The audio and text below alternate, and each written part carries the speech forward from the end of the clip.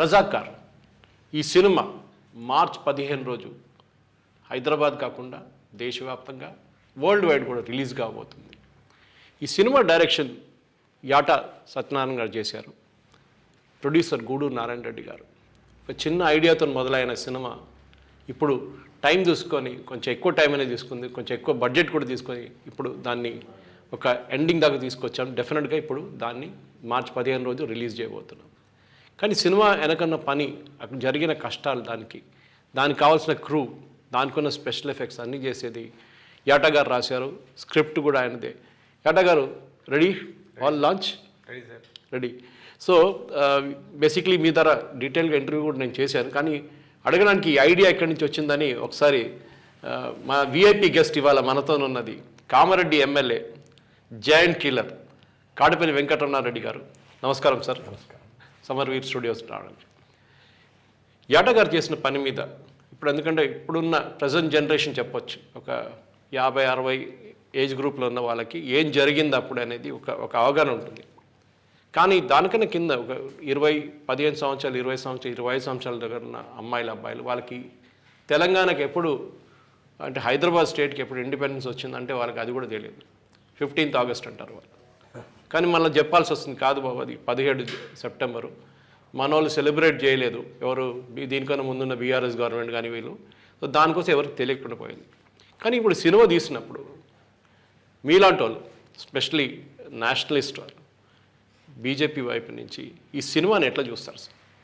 Cinema అని ఒకటే కదా, హిస్టరీని ఎట్లా చూస్తారు? రజాకార్ అని తెలంగాణ అనేది అది పెద్ద హిస్టరీ అన్న. అసలు యాక్చువల్ అప్పుడు జరిగినటువంటి మారణహోమం కానీ, ఇబ్బందులు కానీ, అప్పుడు ఉన్నటువంటి వాళ్ళు, ఇంట్లో ఉన్న ఆడవాళ్ళకు సెక్యూరిటీ లేదు, కనీసం చేన్లకు పోయిన వారికి సెక్యూరిటీ లేదు, పంట పండించినటువంటి రైతు ఆ పంటను తీసుకుపోయే పరిస్థితి కూడా లేదు, తినే పరిస్థితి కూడా లేదు. ఎప్పుడు ఏం జరుగుతుందో అని బిక్కుబిక్కుమని ఉండే పరిస్థితి వచ్చింది. అప్పుడు రజాకర్లు వస్తున్నారు గ్రామాలకే అంటేనే అందరూ జైళ్ళలోకి పారిపోయి దాచుకునే పరిస్థితి ఉండే, ఇళ్లలో ఎవరు ఉండే పరిస్థితి లేదని మా అమ్మమ్మ వాళ్ళు చెప్పేవారు. ఎందుకంటే వాళ్ళందరూ చూశారు కాబట్టి. ఇప్పుడు ఆ పరిస్థితి అంటే ఇప్పుడున్న ఈ జీవితం అసలు అప్పుడు చూస్తే భయపడే పరిస్థితి. ఆడవాళ్ళు అయితే తీసుకెళ్ళి మానభంగాలు చేసి వదిలేసే పరిస్థితి. అది వాళ్ళు కావాలన్నది పంపాల్సిన పరిస్థితి, వెళ్ళాల్సిన పరిస్థితి, రమ్మని పిలిస్తే వెళ్ళాల్సిన పరిస్థితి అని చెప్పేవారు. అందుకే రజాకర్లు వస్తున్నారు, లేకుంటే గుర్రపు డెక్కలు చప్పుడు వస్తుంది, టాంగా చప్పుడు వస్తున్నది, బండిపైల చప్పుడు వస్తున్నది అని అంటే పరిగెత్తిపోయేవారు అంతా. వయసు పిల్లలు కానీ వాళ్ళు ఉండాలంటే కూడా ఇంట్లో తల్లిదండ్రులు భయపడే పరిస్థితి. అది ఘోరమైన పరిస్థితి. అటువంటిది ఎవరికి రాకూడదు. అది 70 సంవత్సరాలు అయింది మన ఇండిపెండెన్స్ మనకు. కానీ ఇన్ని రోజులు ఈ రజాకార్ కథలు ఎవరు చెప్పలేదు. మనం టెక్స్ట్ బుక్లు అక్కడెక్కడ చూసుంటాం కానీ ఎక్కువ చెప్పరు. హిస్టరీ బుక్స్లో అయితే అసలు లేవు, ఎందుకంటే కమ్యూనిస్ట్ వాళ్ళు రాశారు హిస్టరీ బుక్లు అది మనది. అది కాకుండా మన యూనివర్సిటీలు కానివ్వండి, మన స్కూల్లో కూడా ఎక్కువ రజాకార్ల గురించి అసలు మాట్లాడరు. ఓవైసీ దాంట్లో ద్వారా అడిగితే అసలు జరగనే లేదంటారు వాళ్ళు. ఇప్పుడు కూడా ఈ సినిమా ట్రైలర్ వచ్చిన తర్వాత అసలు ఇది ఏం జరగలేదు, అసలు ఎక్కువ ముస్లిమ్స్ని చంపారు ఇండియన్ ఆర్మీ అని చెప్పి అది కూడా ఇంకొక కాన్స్పిరసీ థియరీ తీసుకొస్తున్నారు వాళ్ళు. కానీ మీ వైపు నుంచి ఒక పబ్లిక్ రిప్రజెంటేటివ్గా చూస్తున్నప్పుడు ఈ యొక్క హిస్టరీని మనం రాయలేదు, కరెక్ట్, ఇప్పుడు దాకా మన టెక్స్ట్ బుక్స్లో లేవు, ఎక్కడ లేవు ఇది. కానీ ఇది చెప్పడానికి మన జనరేషన్, అంటే ఒక 40-50 సంవత్సరాల కన్నా ఎక్కువ జనరేషన్, మన బాధ్యత ఏమనుకుంటారు? ఈ సినిమా ఎట్లా తీసుకెళ్ళాలి ప్రజల దగ్గరకి? ఇప్పుడు మామూలుగా అప్పుడు హైదరాబాద్ స్టేట్లో కాసిం రజ్వీ రజాకర్ అనేది అప్పుడు స్టార్ట్ అయింది. కాసిం రజ్వీతోని రజాకర్ స్టార్ట్ అయింది. రజాకర్ వ్యవస్థ వల్ల సఫర్ అయిన వాళ్ళు అందరు ఉన్నారు, అది నిజము. దానికి కులము మతం అనే తేడా ఏం లేదు. అది తెలంగాణలో ఉన్నటువంటి బానిసలు అంతే. ఆ బానిసలు మగవాళ్ళు అయితే ఎటిచాత చేయించేవాళ్ళు, ఆడవాళ్ళు అయితే అనుభవించే పరిస్థితి తప్ప ఇంకోటి ఏమీ లేదు అక్కడ. దేనికైనా పన్ను కట్టాల్సిందే, దేనికైనా ఇబ్బంది పడాల్సిందే. తన కష్టపడ్డ సొమ్మును తను తినే పరిస్థితి కూడా లేకుండా ఇటువంటి వ్యవస్థలో నుంచి మనము సర్దార్ వల్లభాయ్ పటేల్ గారు ఈ వ్యవస్థను పారదోలి ఈ అఖండ భారతంలో ఈ హైదరాబాద్ స్టేట్ను కలిపినటువంటి సందర్భం 17 సెప్టెంబర్. అటువంటి దాన్ని తెలంగాణ విమోచన దినోత్సవంగా పరిగణించాలనేది యావత్ తెలంగాణ జాతి అనుకుంటున్నటువంటి సందర్భం. దీన్ని ఇప్పుడు ఉన్నటువంటి యూత్ జనరేషన్ 25 ఏళ్ళు, 30 ఏళ్ళు, 35, 40 ఏళ్ళు, 50 పైబడి ఉన్నటువంటి నాకు మా అమ్మమ్మ చెప్తేనే తెలుసు, కానీ నాకు కూడా ఆలోచన ఐడియా లేదు దాని మీద. 75 సంవత్సరాలకు స్వాతంత్రం వచ్చింది, తెలంగాణకు 5 సంవత్సరాల తర్వాత స్వాతంత్రం వచ్చింది.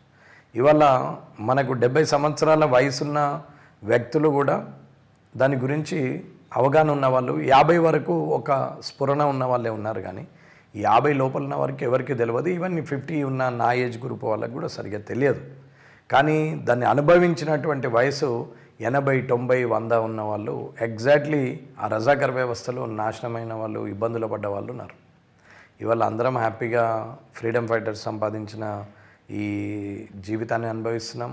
సర్దార్ వల్లభాయ్ పటేల్ గారు రజాకర్ వ్యవస్థను తీసేసి హైదరాబాద్ స్టేట్ను ఇలా చేయడం వల్ల ఇవాళ రోడ్ల మీద అందరూ 24 గంటలు తిరుగుతూ హ్యాపీగా ఉన్నారు. కానీ ఒక 65, 70 సంవత్సరాల క్రితం వెళ్ళి చూస్తే, ఒక 70 ఇయర్స్ క్రితం వెళ్ళి చూస్తే ఆ జీవితం ఎవరు కూడా ఇప్పుడు అట్లాంటి జీవితం కూడా జీవితం అని అనుకునే పరిస్థితి ఉంది. కాబట్టి ఇప్పుడున్న యూత్ అందరికి కూడా, అంటే ప్రతి ఒక్క 25 ఏళ్ళు, 30, 40, 50 ఉన్నోళ్ళ తాతలు, అమ్మమ్మలు, నాయనమ్మలు అనుభవించినటువంటి వేదన ఇది. దాన్ని ప్రతి ఒక్కరి దగ్గరికి తీసుకుపోవాల్సిందే. మనం బాగున్నాం, కానీ దానికి కారణం భారతదేశం స్వాతంత్ర సమరయోధులు కావచ్చు, లేకుంటే హైదరాబాద్ స్టేట్కు విలీనం చేసినటువంటి సర్దార్ వల్లభాయ్ పటేల్ గారు కావచ్చు. కానీ అంతకుముందు ఉన్న కుటుంబాలు కూడా అన్నీ చాలా ఇబ్బందులు పడ్డాయి. ప్రతి కుటుంబంలో పెద్దవాళ్ళు, నా కుటుంబం పెద్దవాళ్ళు పడలేదనేది ఏమీ లేదు. నా కుటుంబం పెద్దవాళ్ళు పడలేదు అని ఏ ఒక్కరు చెప్పలేరు. ప్రతి ఒక్క కుటుంబం పెద్దవాళ్ళు పడ్డదే. అంటే కనీసం 3 తరాల ముందు 60-70 ఏళ్ళ వయసు ఉన్న తాత, అమ్మ అందరూ పడ్డవాళ్ళే. ఇది మనం ఖచ్చితంగా భవిష్యత్ తరాలకు తెలవాలి. ఇది కూడా ఈ జీవితంలో నుంచా మనం వచ్చింది, ఇంత కష్టంలో నుంచా ఇంత మంచి జీవితంలోకి వచ్చింది అనేది వాళ్ళకి తెలవాల్సింది. కడిపల్ గారు, ఈ ఇంటర్వ్యూ దీనికన్నా ముందు ఒక ఇంటర్వ్యూ రికార్డ్ చేసినప్పుడు యాట గారు ఏం చెప్పారంటే, దీని ట్రైలర్ వచ్చినప్పుడు, ఫస్ట్ పోస్టర్ వచ్చినప్పుడే చాలామంది ఆయన వచ్చి ఆ నంబర్ కూడా ఎక్కడి నుంచి తెచ్చుకున్నారో తెలియదు, కానీ వచ్చి కలిసి మా ముత్తాతలు, మా తాతలు వీళ్ళందరూ ఉన్నారని చెప్పి ఫైల్ తీసుకొచ్చారంట. ఫోటోలు చూడండి, ఆర్టికల్స్ చూడండి, అప్పుడున్న హ్యాండ్ రిటర్న్ నోట్స్ చూడండి, ఇట్లా జరిగిందని చెప్పేసి. కానీ ఈ కథలు ఎవరికి తెలియదు, ఎందుకంటే సినిమాలు కూడా చాలా స్క్రిప్ట్ ప్రకారం తీసుకున్నారు, కానీ అన్నీ తీసుకోలేవు. కానీ మన రిప్రజెంటేటివ్గా, పబ్లిక్ రిప్రజెంటేటివ్గా మీరు ఇంత పాపులర్గా ఉన్న మనిషి, దీనికి ఒక రీసెర్చ్ టీంని పెట్టి దీన్ని అంతా కంపైల్ చేసి ఒక పుస్తకం లాగానో లేకుంటే ఒక డాక్యుమెంటరీ లాగానో తయారు చేయడం, ఇది అనివార్యం అనుకుంటారా? ఇది అనివార్యమే, కంపల్సరీ చేయాల్సిందే, చూపించాల్సిందే. భవిష్యత్ తరాలకు మనం కళ్ళకద్దినట్లు చూపించాల్సిన అవసరం ఉంది. ఈ చరిత్రని ఫరెవర్గా మనము మన బుక్స్లో కూడా ఉండాల్సిన అవసరం ఉంది. భవిష్యత్ తరాలకు, స్కూల్ పిల్లలకి, కాలేజీలో కూడా ఈ చరిత్రను రిమెంబర్ చేయాలి, హిస్టరీని చెప్పాల్సిందే ఖచ్చితంగా. అది ఎందుకంటే మన హిస్టరీ ఎప్పుడు నేను చెప్పినట్టు కమ్యూనిస్ట్ వాళ్ళు రాస్తుంటే, రోమిలా తాపారు, ఇర్ఫాన్ హబీబ్ లాంటి వాళ్ళు రాశారు మన పుస్తకాలన్నీ. యాటగ సత్యనారాయణ గారు కూడా స్క్రిప్టింగ్ చేస్తున్నప్పుడు కూడా చాలా మట్టుకు రీసెర్చ్ మెటీరియల్ కోసం వెళ్ళాల్సి వచ్చింది. అది ఎక్కడెక్కడో పడి ఉంటుంది, బ్రిటిష్ మ్యూజియం నుంచో, లేకుంటే మన స్టేట్ ఆర్కైవ్స్ నుంచో, బ్రిటిష్ రికార్డ్ నుంచో, లేకుంటే ఈవెన్ నిజాం రికార్డ్ నుంచి కూడా అవుతుంది, గవర్నమెంట్ ఆఫ్ ఇండియా రికార్డ్స్ కూడా ఉన్నాయి. కానీ ఈ ఒక చిన్న జనరల్ చౌదరి రోడ్ ఎక్కడ ఉంది సికింద్రాబాద్, జనరల్ చౌదరి ఎవరు, ఆపరేషన్ పోలో అని ఎందుకు పేరు పెట్టారు, ఇది కూడా మన పిల్లలకి ఎవరు నేర్పించలేదు, స్కూల్లో అసలు నేర్పించారు. కానీ ఈ జనరేషన్ మిస్ అయిపోయింది, ఒక జనరేషన్ అయితే మిస్ అయిపోయింది. నెక్స్ట్ జనరేషన్ అయినా మనం మీ పార్టీ వైపు నుంచి అని అడగట్లేదు, కానీ ఇండివిజువల్గా కూడా మీరు మీ కాన్స్టిట్యున్సీలో ఇట్లాంటి ఈ సినిమాతోనే డెఫినెట్గా ఒక అవగాహన వస్తుంది, దానికి ఒక అవేకనింగ్ వస్తుంది. దాని తర్వాత నెక్స్ట్ స్టెప్ ఏమనుకుంటారు, ఎందుకంటే నేషనలిజం అని మోదీ గారు మాట్లాడుతుంటారు, నేషనల్ స్పిరిట్ గురించి మాట్లాడుతుంటారు. బహుశా ఈ ఒక సినిమాతోని ఒక అవేకనింగ్ రావచ్చు. ఎందుకంటే మనం చూసాం కాశ్మీర్ ఫైల్స్ వచ్చినాం కానీ దానికి ఒక అవేకనింగ్ వచ్చింది, అక్కడ పండితులతో ఏం జరిగిందని. ఇట్లాంటి రజాకార్ సినిమాలో కూడా మీరేమనుకుంటారు, ఈ సినిమాతోని ఎంతవరకు మనం ఈ తెలంగాణ మూమెంట్, అంటే అట్లీస్ట్ మన ఇండిపెండెన్స్ మూమెంట్, హైదరాబాద్ స్టేట్ అని చెప్పచ్చు, మహారాష్ట్ర, కర్ణాటక కూడా ఉంది దాంట్లో, ఎంత మటుకు దీనికి ఒక పబ్లిసిటీ అని చెప్పలేం, కానీ అవేకనింగ్ ఎంత వస్తుంది? 100% వస్తుందండి. జనానికి అందరికీ ఇప్పుడు మొత్తానికి తెలియదనేది ఏం లేదు, ఉండే నట అనేది ఒక ఆలోచనలో ఉన్నారు జనము. ఇప్పుడున్న 25 ఏళ్ళ వాళ్ళు కూడా అప్పుడు ఉండేనంట రజాకార్లు అనేది తెలుసు, కానీ రజాకర్ వ్యవస్థ అంటే ఏంది, ఏం చేస్తారు, ఎంతటి అరాచకం ఉండే అనేది పూర్తిగా కళ్ళకద్దినట్టు ఇప్పుడు కనపడుతుంది ఈ రజాకార్ సినిమాతో. ఖచ్చితంగా అందరికీ అర్థమవుతుంది ఇంత అన్యాయం జరిగిందా అనేది. ఇప్పుడు మనకు ఒక గ్రామంలో ఒక దుర్మార్గుడు అందరినీ హింసించినప్పుడు ఒక విప్లవం పుట్టుకొస్తుంది ఎక్కడైనా. ఒక వ్యవస్థలో న్యాయం జరిగినప్పుడు ప్రత్యామ్నాయ వ్యవస్థనే విప్లవ వ్యవస్థ. అట్లాగే రజాకర్ చేసిన దుర్మార్గాలలో అప్పుడు ఇబ్బందులు పడ్డ వాళ్ళు చాలామంది ఉన్నారు. సో ప్రతి ఒక్కడు ఫీల్ అవుతాడు, మా తాతలు నాయనమ్మలు అమ్మమ్మలు ఇంత అవమానం పొందిరా, ఇంత కష్టాలు పడ్డరా అనేది ఖచ్చితంగా ఉంటుంది. ఇది ఫ్యూచర్ జనరేషన్ కళ్ళగట్టినట్టు ఉంటుంది. యాటగారు, మీరు సినిమా షూట్ చేసినప్పుడు కొన్ని మూమెంట్స్లో మీకు కూడా ఎమోషనల్గా ఫీలింగ్ వచ్చిందా? ఎందుకంటే మీరు రియాలిటీని తీసుకొస్తున్నప్పుడు చాలా మూమెంట్స్ అంటే ఒక్కొక్కసారి ఒక సీన్ చేస్తుంటే ఆ క్యారెక్టర్ అతను ఇన్వాల్వ్ అయిందాన్ని బట్టి, ఆవిడ ఇన్వాల్వ్ అయిందాన్ని బట్టి మన పెద్దలను ఊహించుకోవడం, వాళ్ళు ఇంత కష్టపడాలని ఆ కష్టాలు కళ్ళ ముందుకు వస్తుంటే కట్ చెప్పడం అనేసి ఏడ్చుకుంటూ కూర్చున్న సందర్భాలు. రివర్స్ అవుతున్నప్పుడు బైరాన్పల్లి లాంటి ఇన్సిడెంట్లో మనము కనబట్టుకుందామా అన్న ఆలోచన రావడం, అది నిజంగా అంటే సార్ ఇప్పుడు చిన్న చిన్న టార్చర్ పెడితేనే చిన్న చిన్న దానికి ఇంత ఇబ్బంది పడుతుంటాం సార్. మనకు తెలియని మన చరిత్ర అని ఒక బుక్ ఉంటుంది, అది ఇప్పుడు దాదాపు 20 ఏళ్ళ నుంచి ప్రింటింగ్ ఆగిపోయింది. ఆ బుక్ నేను చిన్నప్పుడే చదివా, మళ్ళీ వెతగ్గా ఎక్కడో దొరికింది చదివితే సార్, వాళ్ళు టార్చర్ పెట్టిన విధానం చూస్తే అంటే మామూలుగా ఒక ఆడపిల్ల కనిపిస్తే వాడికి అనుభవించాలని ఒక మూర్ఖత్వం ఉంటే రేప్ చేసి వదిలేస్తారు. వీళ్ళు అక్కడితో వదిలేవాళ్ళు కాదు, రేప్ చేసిన తర్వాత ఎన్ని రకాలుగా ఇంకా హింసించవచ్చు. మానవులు మట్టి కొట్టడం, బెల్ట్తో కొట్టడం, గుడు పిల్లలతో గుచ్చిన దగ్గర మళ్ళీ సిగరెట్ బీడి వెలిగించి కాల్చడం. అంటే అసలు మనిషా పశువుని కూడా, ఒక జంతువుని కూడా అలా కొట్టలేము మనం. అలాంటి పరిస్థితుల్ని ఎలా అనుభవించారు అనిపిస్తుంది.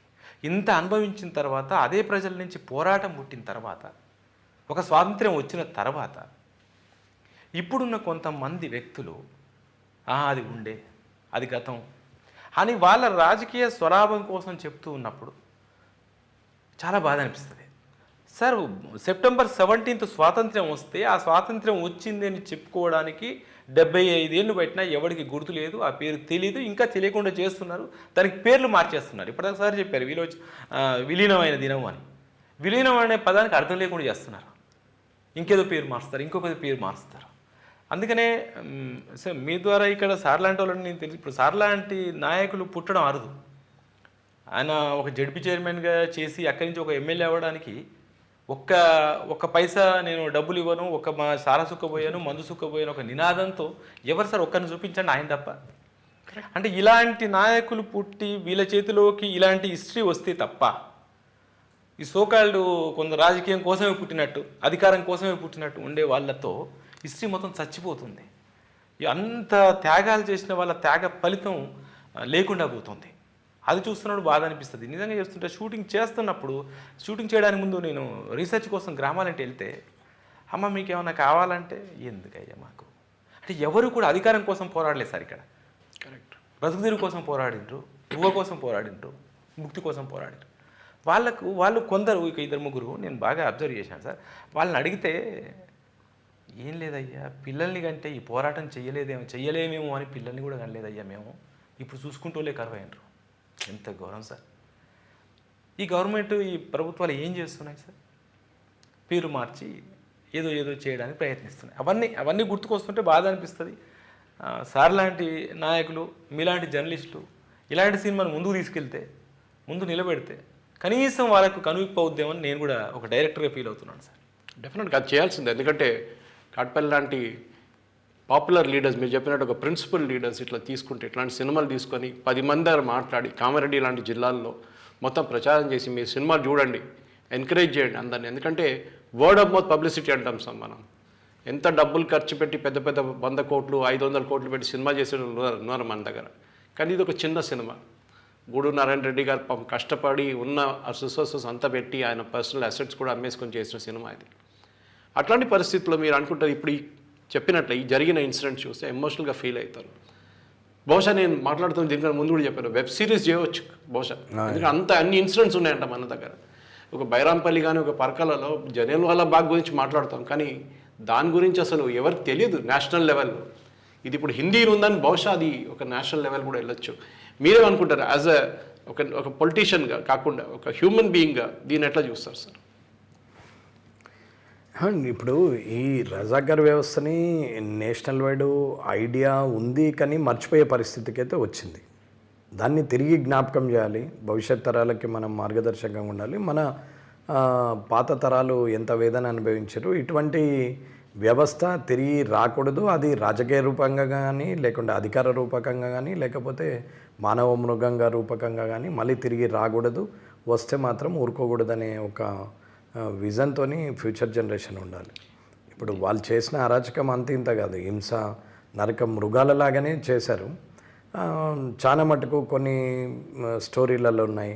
అసలు ఆడవాళ్ళని ఆట వస్తువు కన్నా అధ్వానంగా చూసినటువంటి రజాకర్ వ్యవస్థది. ఒక అందమైన అమ్మాయి కనపడితే ఇంకా అయిపోయినట్టే పరిస్థితి. అందుకే వాళ్ళు చప్పుడవుతుంది వస్తున్నారు. అప్పుడు కురుంబాలని ఉంటుండే, పెద్ద ఎత్తులు కట్టి పెట్టేవారు, దాని మీద నుంచి చూసేవారు. చూస్తే ఎక్కడి నుండన్నా గుర్రాలు వస్తున్నాయి లేకపోతే దుమ్ములు వేస్తున్నది అంటే వాళ్ళు వస్తున్నారు అని చెప్పేసి వీళ్ళంతా పారిపోయే పరిస్థితి అని చెప్పేవారు. ప్రతి ఊర్లో ఆ కురుంబ అని అంటారు ప్లేస్ ఉంటుంది. అక్కడ రాతి కట్టడం కట్టింది ఉంటుంది, సగం గూలిపోయి ఉంటుంది. ఇప్పుడు కొన్ని ఇప్పటికీ ఆనవాళ్ళు ఉన్నాయి, లేవనేది ఏం లేదు. ఎందుకంటే మనం చూస్తున్నప్పుడు ఈ ఈ రజాకార్ అని ఇప్పుడు కూడా రజాకార్లు ఉన్నారు మన దగ్గర ఓల్డ్ సిటీ. వాళ్ళ ఫ్యూచర్ జనరేషన్స్ అక్కడ ఉన్నారు వాళ్ళ దగ్గర. వాళ్ళు ఇప్పుడు కూడా డినై చేస్తారు. వాళ్ళు అదే లాంగ్వేజ్ మాట్లాడతారు ఇప్పుడు కూడా. నేను వాళ్ళ పేర్లు తీసుకొని వాళ్ళకి అనుకునేందుకు బాగుండదు, కానీ అదే లాంగ్వేజ్ మాట్లాడతారు వాళ్ళు. సో మీరు కూడా పొలిటికల్ ఫీల్డ్లో ఉన్నప్పుడు కూడా ఇది ఫేస్ చేస్తుంటారు కదా. ఇప్పుడు కూడా మీ గురించి మాట్లాడుతున్న బీజేపీ గురించి మాట్లాడుతున్నప్పుడు, రైట్ వింగ్ గురించి మాట్లాడుతున్నప్పుడు, హిందుత్వ గురించి మాట్లాడుతున్నప్పుడు అదే రజాకార్ లాంగ్వేజ్ ఇప్పుడు కూడా పొలిటిక్స్లో ఉందంటారు. ఉంది, కానీ ఓటు బ్యాంక్ కోసం అందరూ కాంప్రమైజ్ అయ్యే సిస్టంలో నడిపిస్తున్నారు. బట్ ఆ వ్యవస్థ వాళ్ళ మాట రూపకంగా ఉండొచ్చు, కానీ చేతలలో ఎవడు పడే పరిస్థితి కానీ ఒప్పుకునే పరిస్థితి కానీ ఎక్కడ లేదు. ఒక లిమిటెడ్ ఏరియా వాళ్ళు ఏదో అనుకుంటారు, కానీ అలాంటి వ్యవస్థ ఇప్పుడు ఉంటే ఎవడు ఊరుకునే పరిస్థితి లేదు, ఊరుకోరు కూడా ఎవరు. సో యట గారు, ఈ cinema as we close this discussion, ఈ సినిమాకు తీసిన తర్వాత ఇప్పుడు ఫైనల్ స్టేజ్కి వచ్చినప్పుడు చాలా మటుకు ఒక సెన్స్ ఆఫ్ సెల్ఫ్ సాటిస్ఫాక్షన్ మీరు మొదలుపెట్టినప్పుడు ఉన్న ఒక డ్రీమ్ ఫైనల్ ఎండ్కి వచ్చేదాకా అది కంప్లీట్ అయింది అనుకుంటారా, ఇంకా లేకుండా ఇంకా చాలా చేయొచ్చు అనుకుంటారా? ఇంకా చాలా చేయొచ్చు సార్. అంటే హిస్టరీగా తీసుకున్న ఒక మహాసముద్రంలో ఒక స్పూన్ అంత వాటర్ తీసుకున్నాను నేను. తర్వాత దాన్ని తీయడం వరకే నా బాధ్యత. ఇక్కడికి అయిపోయింది అనుకోకుండా దీన్ని జనాల్లోకి తీసుకెళ్ళి మీరన్న మోటివేషన్ తీసుకురావాల్సిన అవసరం ఉంది. అలాంటప్పుడు ఏంటంటే హిస్టరీ చెప్పేటప్పుడు ఎప్పుడు సంతృప్తి ఉండదు సార్. ఇంకా చెప్పాలి అంటుంటుంది.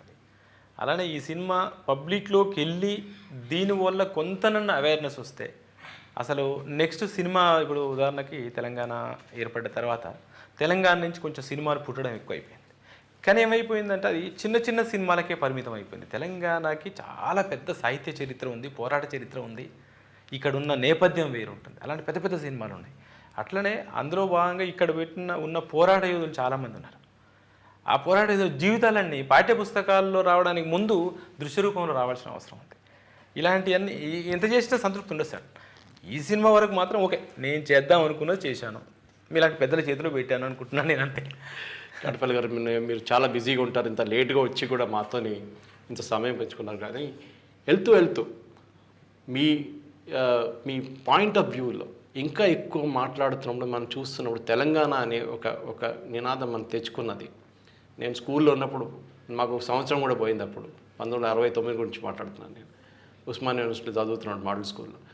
అట్లాంటి పరిస్థితుల్లో తెలంగాణ గురించి మాట్లాడుతున్నప్పుడు తెలంగాణ పోరాటాన్ని హైజాక్ చేసి తీసుకెళ్ళి కమ్యూనిస్ట్ వాళ్ళు కూడా ఉన్నారు. మేమే చేసామంటారు వాళ్ళు. ఏమనంటే మేమే చేసామంటారు. ఈ రజాకర్ మూవ్మెంట్ కూడా అంతే జరిగిందనమాట. అక్కడ కూడా ఆంధ్ర మహాసభ వాళ్ళ పక్క రోల్ పెట్టేసి కాదు కమ్యూనిస్ట్ వాళ్ళు మేమే చేసామని చెప్పేసి తీసుకెళ్ళడం పాటు ఉంది. ఇప్పుడు కూడా ఈ మోడర్న్ జనరేషన్లో కూడా మీరు అనుకుంటారు ఈ పాలిటిక్స్లో కూడా ఈ కమ్యూనిస్ట్ వాళ్ళది ఇదే పాత్ర ఇప్పుడు కూడా నడుస్తుందండి? వాళ్ళు ఆ పాత్ర పోషించే కనుమరుగే పరిస్థితికి వచ్చింది. ఎప్పుడైనా సరే చరిత్రను వ్యతిరేకించేవారు చరిత్రహీనులు అవుతారు తప్ప చరిత్రలో నిలిచిపోరు. వాళ్ళు ఖచ్చితంగా వాళ్ళు కనుమరుగవడానికి ఇదే కారణం. ఎప్పుడైనా సరే మారిన జనరేషన్తో పాటు మారిన పరిస్థితులను బట్టి, మారిన వాతావరణాన్ని బట్టి మనుషులు మారుతూ, ఆలోచన విధానం మారుతూ భవిష్యత్తును చూడాలి. కానీ ఎంతసేపు తను పట్టిందే 3 కాళ్ళు, తను పట్టిన కుందేలికే 3 కాళ్ళు, నేను చెప్పిందే కరెక్టు, మేము లెఫ్టిస్ట్లం అని మాట్లాడితే అది అంత పనికి వచ్చేది కాదు. అందుకే కనుమరుగైంది. ఇప్పుడేం పెద్ద వారి ఎఫెక్టివ్ కనపడదు. ఇప్పుడున్నటువంటి అల్ట్రా మోడర్న్ జనరేషన్లో వాళ్ళది అసలు ఎక్కడ కూడా మార్కు కూడా కనపడదు. మా ఊళ్ళో ఉన్నారండి, కేరళలో ఉన్నారు, మొత్తం ఒక గ్యాంగ్ ఉన్నారు అక్కడ. ఇప్పుడు వింటారు అంటే కేరళ, వెస్ట్ బెంగాల్ అది తప్ప ఇంకెక్కడ ఛాన్స్ లేదు. అవి కూడా వెస్ట్ బెంగాల్ అయితే ఆల్మోస్ట్ దగ్గరికి వచ్చేసింది. ఏమో కేరళలో అది కూడా దగ్గరికి వచ్చినట్టే లెక్క. మనం కాశ్మీర్ ఫైల్స్ గురించి మాట్లాడాం. దానికన్నా ముందు ఆర్టికల్ 370 మొన్ననే వచ్చింది. వీర్ సవర్కర్, ఈ రజాకర్ రిలీజ్ అయిన వారం తర్వాత వీర్ సవర్కర్ రిలీజ్ అవుతుంది, గోద్రా రిలీజ్ అవుతుంది, బారాముల్లా రిలీజ్ అవుతుంది. ఇప్పుడు వీళ్ళందరూ ఏమంటారంటే పొలిటీషియన్స్, ఎస్పెషలీ కాంగ్రెస్ వాళ్ళు, దాని తర్వాత మన ఎంఐఎం లాంటి వాళ్ళు, ఇది మోదీ గారు కావాలని ఈ పిక్చర్లన్నీ తీసుకొస్తున్నారు ఎలక్షన్ ముందు ఓటింగ్ ఇన్ఫ్లుయెన్స్ చేయడానికి అని చెప్పేసి. ప్రజలు ఇంత మూర్ఖులండి, ఇది సినిమా చూసి ఓటేస్తారా? సినిమా చూసి ఓటేసిందంటే చిరంజీవి గారు ఎప్పుడో ముఖ్యమంత్రి అయిపోవాలా, వీలైతే ప్రధానమంత్రి కూడా కావాలి. పవన్ కళ్యాణ్ గారు కూడా ఎప్పుడో గెలిచి ఉండాలి, మరి ఓడిపోతూ ఉంటారు. వాళ్ళని మించిన ఫ్యాన్ ఫాలోయింగ్ ఇంకా ఇప్పటికి రాలేదు. ఎప్పుడో ఎన్టీ రామారావు గారికి, కృష్ణ గారికి ఉన్నారంటే తిరిగి చిరంజీవి గారికి అంత ఫ్యాన్ ఫాలోయింగ్ ఉంది. అటువంటి చిరంజీవి గారే రాజకీయాల్లో ఇమ్మడలేకపోయారు, గెలవలేకపోయారు. ఓటు వేరు, సినిమా వేరు. ఓటుకు సినిమాకు సంబంధం లేదు, కానీ చరిత్రకు ఓటుకు మాత్రం రిలేషన్ ఉంటుంది, సెంటిమెంట్. అది తన స్థలం మీద ఉన్న ప్రభావము, ఆ నేపథ్యము, అక్కడ ఉన్నటువంటి ఎమోషన్స్, అక్కడ ఉన్నటువంటి పరిస్థితులను బట్టి ఖచ్చితంగా హార్ట్ టచ్ అవుతారు. మానసికంగా మనం కలిసి ఉంటాం కాబట్టి ఖచ్చితంగా హృదయంలో ఉన్న ఆవేదన దాన్ని చూసేసరికి తన జీవితాన్ని తానే చూసుకున్న పరిస్థితి ఉంటుంది కాబట్టి ఖచ్చితంగా అప్పుడు కన్వర్ట్ అవుతారు. కానీ సినిమా వేరు, జరిగిన చరిత్రను సినిమాగా తీయడం వేరు. ఊహించిన సినిమా వేరు, జరిగింది తీసే సినిమా వేరు. మోదీ గారు ఎలక్షన్ క్యాంపెయిన్లో ఆర్టికల్ 370 గురించి మాట్లాడారు, సినిమా గురించి.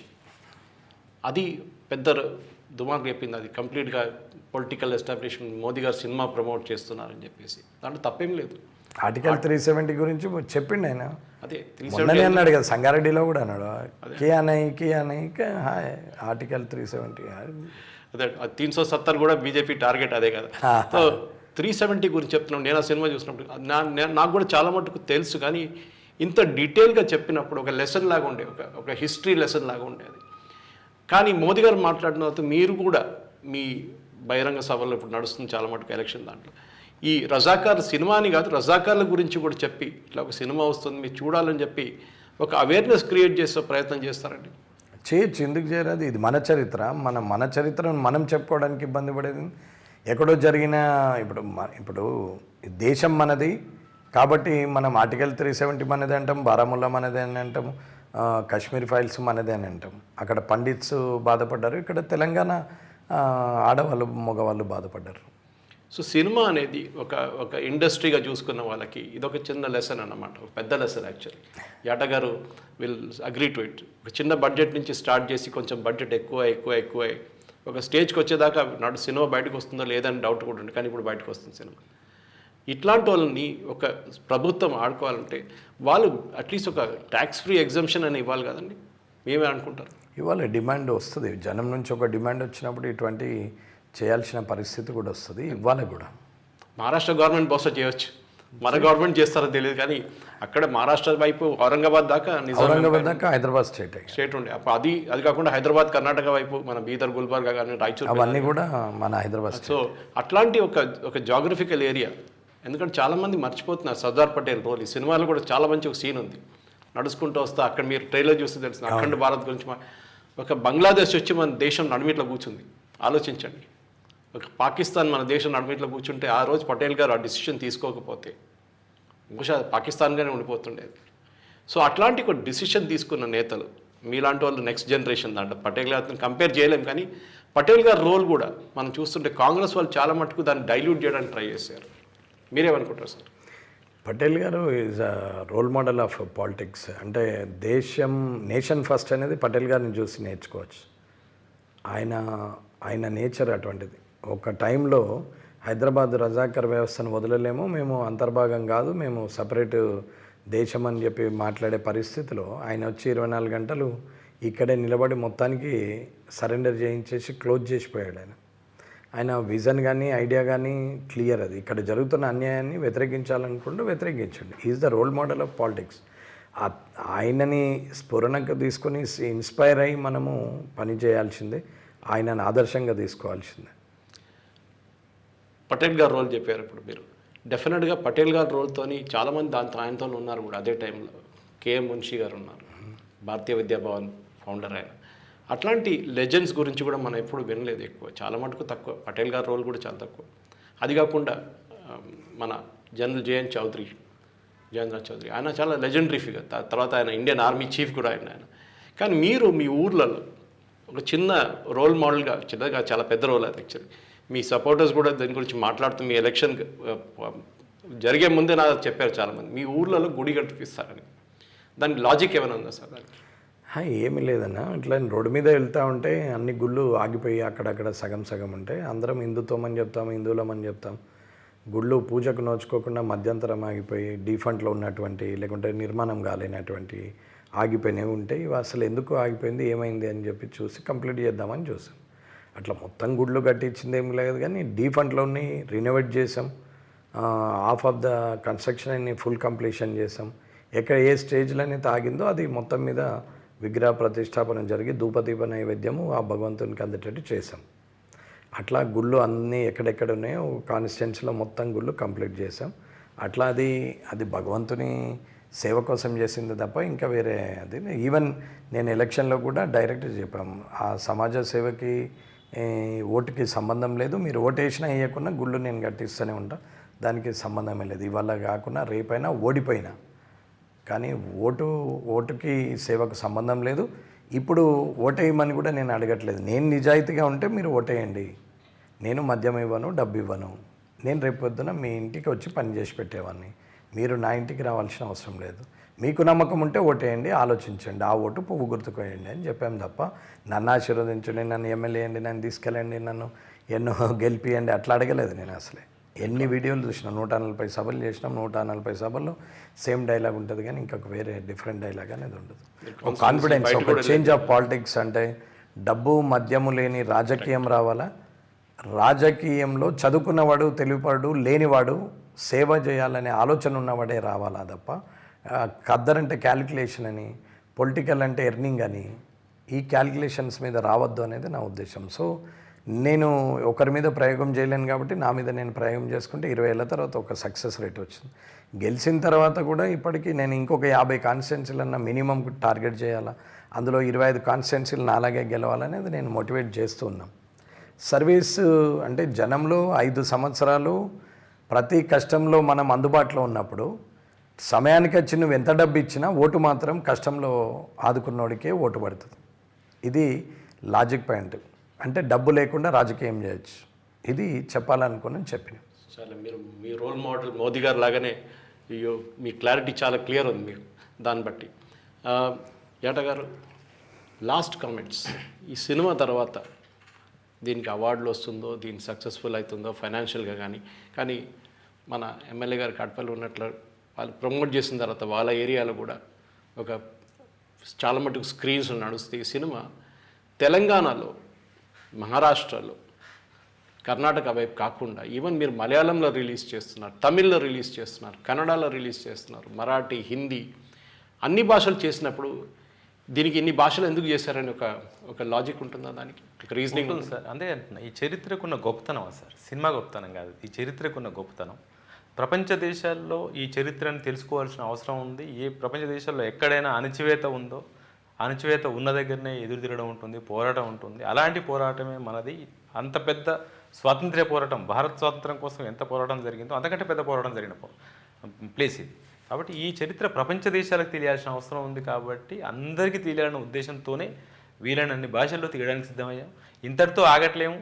సినిమా రిలీజ్ అయినాక ప్రపంచ దేశాల్లో వేరే భాషల్లో కూడా డబ్ చేయడం కోసం ఇప్పటి నుంచే వర్క్ చేస్తూ ఉన్నాం, ప్లానింగ్లో ఉన్నాం. దాదాపు 15 దేశాలు లిస్ట్ చేశారు ప్రొడ్యూసర్ గారు. 15 దేశాల్లో కూడా రిలీజ్ చేయదలుచుకున్నాం. మన హిస్టరీని మనము ప్రపంచవ్యాప్తం చేయాలన్నది మా గోల్ సార్. కాటిపల్లి వెంకటరమణారెడ్డి గారి కాన్స్టిట్యున్సీ కామారెడ్డిలో స్పెషల్ స్క్రీనింగ్ ఉంటుందా 15 తారీఖున ముందే వేద్దాం అనుకుంటున్నాం. అన్నగారి డేట్ తీసుకుందాం అనుకుంటున్నాం. కాపీ రెడీ అవ్వగానే ఇమీడియట్గా అన్నగారికి ఫోన్ చేసి వాళ్ళ కాన్స్టిట్యున్సీలో వేయాలి.